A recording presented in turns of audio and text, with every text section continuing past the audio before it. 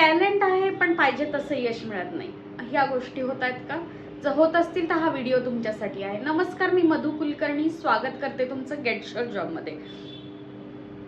आज आपण बघणार आहोत की बरेचदा असं होतं की टॅलेंट आहे पण का नाही आहे यश मिळत, काय चुकतंय, काय गोष्टी होतात. जर हे जाणून घ्यायचं असेल तर व्हिडिओ पूर्ण बघा. आवडलं तर नक्की लाईक, शेअर आणि सबस्क्राईब करा.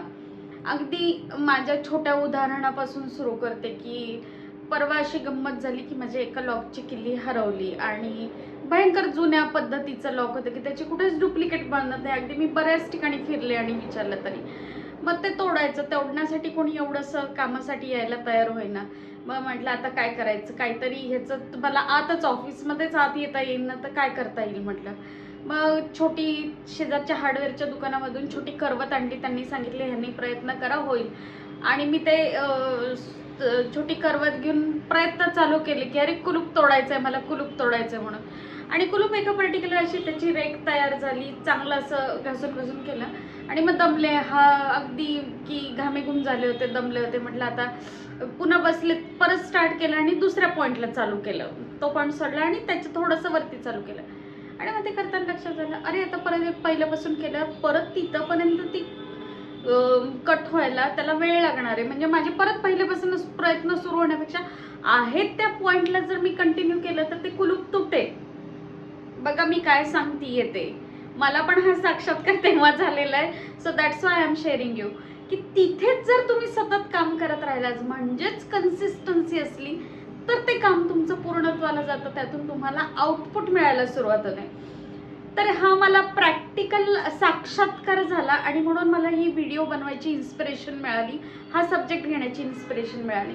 आता अजून एक निसर्गाचं उदाहरण आहे की आपण खूप ठिकाणी समुद्रकिनारी फिरायला जातो आणि दगडांचे वेगवेगळे आकार, कातळ तयार झालेले असतात किंवा रांजण खळगे वगैरे आपण बऱ्याच बघतो, हे करतो. मग ते ऑटोमॅटिक होतात का नाही, पाणी त्याच्यावरती सतत त्याचा मारा करत राहतं आणि त्या माऱ्याच्या हिशोबाने ते अँगल घेऊन ते बदललेलं असतं त्याचं रूप आणि त्यातून त्या गोष्टी झालेल्या असतात. म्हणजेच काय, कन्सिस्टन्सी. तीच तर कन्सिस्टन्सी आज आपण बघणार आहे. म्हणून तर म्हटलं प्रयत्न करतो, यश का नाही मिळत, यश का नाही मिळत, तर त्याचं उत्तर आपण शोधण्याचा प्रयत्न करत आहोत. त्याचं अगदी तुम्हाला असं असेल की मोटिवेशन घेता, रोज सकाळी उठलं की एकदम मोटिवेटेड व्हिडिओ बघायचे. That's a temporary. एक दिवस गेला परत हे नको, मला जमत नाहीये. इवन नो माझं पण होतं. मोटिवेशन टेम्पररी असतं. डिसिप्लिन आपल्यामध्ये फार कमी आहे. माझ्या स्वतःमध्ये मी हे तुम्हाला सांगते म्हणजे I am not all 100% fit person आहे. येस, पण मला त्यातलं जे उमगते ते मला शेअर करायला आवडतं, तर मी तुमच्याशी शेअर करते. तर जसं म्हटलं की डिसिप्लिन कमी आहे, आपली कन्सिस्टन्सी कमी पडते एखाद्या गोष्टीसाठी. अगदीच जर याचं खूप छान उदाहरण घ्यायचं असेल तर विराट कोहली यांचं आपण बघितलं असेल की ते किती फिटनेस फोकस आहेत, त्यांची डाएट आहे, त्यांचं प्रॅक्टिस आहे, वर्कआउट आहे, कन्सिस्टंट असतं. रोज तेच अन्न खातात. त्यांनी अगदी एका व्हिडिओमध्ये सांगितलं की मी इतके वर्ष झाले हेच प्रकारचं अन्न खातो आणि मला अजिबात कंटाळा येत नाही. तुम्ही बघा, आपण 2 दिवस खाल्ले की म्हणतो तिथे काहीतरी चटमटीत पाहिजे, नाही जरा टेस्ट झाली. He develop his taste like that only की माझ्या बॉडीसाठी किंवा माझ्या प्रोफेशनसाठी काय चांगलं आहे ते मला करायचं आहे.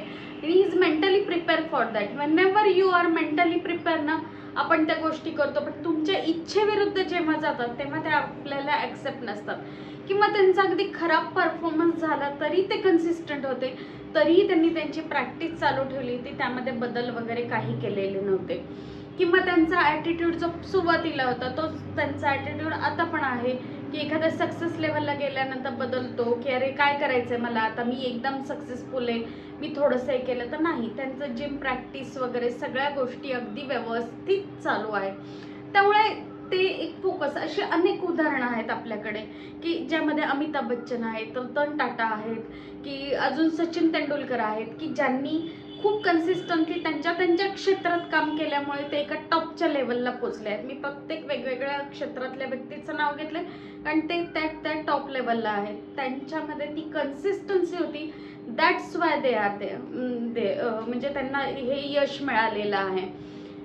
आता नक्की काय म्हणजे काय करायचं आहे आपल्याला, तर आता म्हणजे मला कन्सिस्टंट व्हायचं म्हणजे नक्की काय करायचं हा पण प्रश्न पडला असेल ना, जसा मला पण इतके दिवस कन्सिस्टन्सी म्हणजे नक्की करायचं आहे काय, एकतर काम आपण ते डेली रोजच करतो ना, मग त्यात काय करायचं आहे?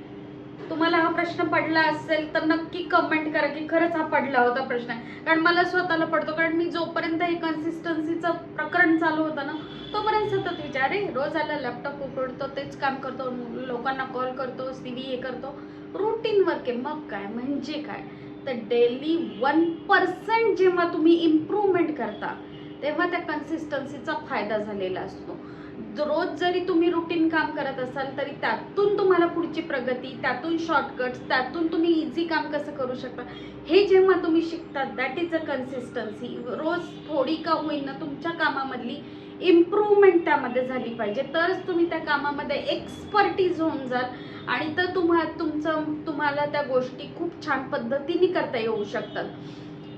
दुसरं महत्त्वाची गोष्ट आहे स्लो बट स्टडी. कासवाची आणि ससाची गोष्ट आपण ऐकलेली आहे. बऱ्याच त्याच्यावरती खूप साऱ्या गोष्टी मी ऐकलेल्या आहेत अगदी कॉर्पोरेटमध्ये, की ससा पहिला आला कसा आणि आपण सशासारखं व्हायला पाहिजे. पण जेव्हा जेव्हा खूप चांगल्या गोष्टी वाचल्यात मी, त्यामध्ये त्यांनी नेहमी सांगितलेलं आहे स्लो बट स्टडी राहा, घाई करू नका. जे करत आहात त्यामध्ये आपल्याला टॉपला जायचं आहे हा विचार करून कन्सिस्टंट त्याच्यामध्ये स्लो राहिलं तर यश तुमचंच आहे.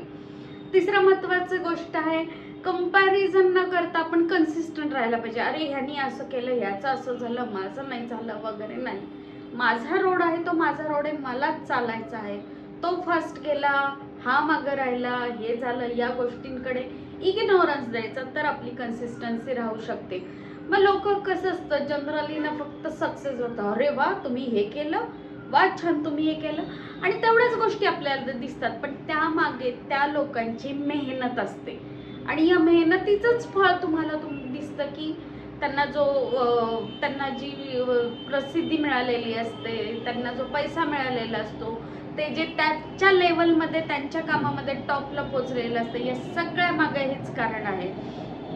आणि मला पण स्वतःला म्हणजे मी स्वतःमध्ये पण बदल करत आहे. असं नाही आहे की शहाणपणा शिकवायला आली आहे, व्हिडिओ बनवती so I am too much perfect. No, I am not. मी तुमच्यासारखी सेम सामान्य माणूस आहे.